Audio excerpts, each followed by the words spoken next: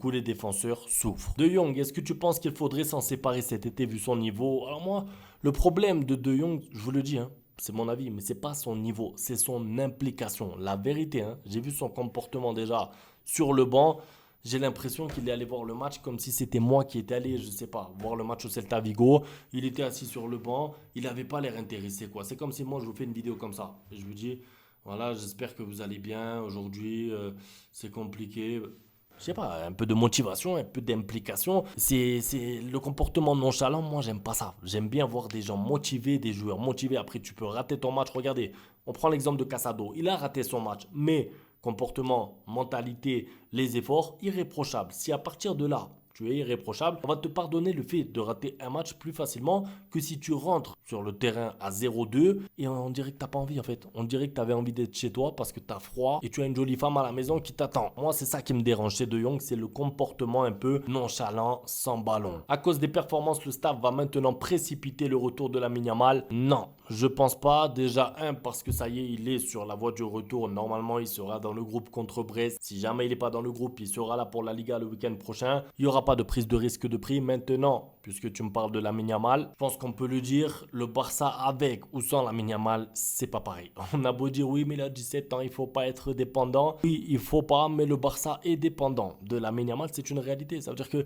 le Barça peut gagner des matchs sans Lamine Yamal. Oui, mais c'est dur, c'est compliqué, t'as pas beaucoup d'occasions, ça se joue sur des détails. Il faut qu'Iñaki Peña fasse des parades, il faut que Rafinha mette un très beau but. Je veux dire, c'est pas naturel de gagner un match sans Lamine Yamal. Ça me paraît, moi, pas naturel quand je regarde le match. Je regarde le match et je me dis, il manque quelque chose là. Il manque quelque chose, il manque un joueur, il manque un talent, il manque quelqu'un qui peut faire des différences. Lamine Yamal, tout simplement. Bien sûr, maintenant, il faut s'habituer, façon de parler, parce que j'espère qu'il ne sera pas blessé souvent, mais il faut s'habituer à pouvoir gagner sans lui. Parce que si à chaque fois qu'il n'est pas là, parce que là, c'est 2 matchs d'affilée qu'il n'est pas là, tu prends un seul point sur 6, c'est problématique pour la suite de la Liga. Rafinha a fait tout ce qu'il pouvait sur le côté droit, mais Koundé a été trop nonchalant.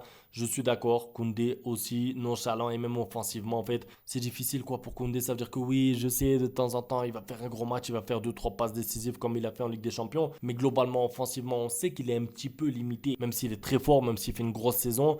Tu vois qu'il n'est pas super à l'aise non plus à droite. D'ailleurs, ce point-là, à l'aise, c'est important parce que quand tu vois Dani Olmo qui n'est pas à l'aise à gauche, quand tu vois que Pedri n'est pas à l'aise en 10, en fait, tout ça, c'est parce que Lamine Yamal n'est pas là. Donc, Hansi Flick essaye de faire du bricolage. Tu bouches le mur quelque part pour que l'absence de Lamine Yamal ne se remarque pas, mais tu as d'autres trous ailleurs. Parce que Olmo à gauche, ça va pas. Pedri en 10, ça va pas. Donc, les joueurs qui sont pas à leur poste, qui sont pas à l'aise, c'est trop difficile. Et c'est pour ça que je vous disais la dernière fois, attention, parce que Ansu Fati, Ferran Torres blessés, même s'ils sont pas très forts en ce moment, même s'ils sont pas en confiance, ça reste des joueurs qui savent jouer à ce poste-là. Et c'est pour ça que moi, dans l'avant-match, je voulais voir Pau Victor. Je vous avais dit, pour moi, Pau Victor, ça peut être plus pertinent que nous mettre Gavi et Casado et Pedri et Olmo. Parce qu'en fait, il y aurait un problème en termes de profil. On ne sait pas qui joue où. Alors oui, Olmo va dépanner à gauche, d'accord. Mais à gauche, il n'est pas à l'aise. Il a besoin d'avoir un peu d'espace devant lui, d'être retrouvé entre les lignes. Ça n'est pas un ailier. Casado plus Pedri plus Gavi. On ne sait pas, on ne comprend pas bien les rôles de chacun. Et c'est pour ça que je recommandais Pau Victor, qui oui, n'est pas aussi bon que Dani Olmo, qui n'est pas aussi bon que Pedri.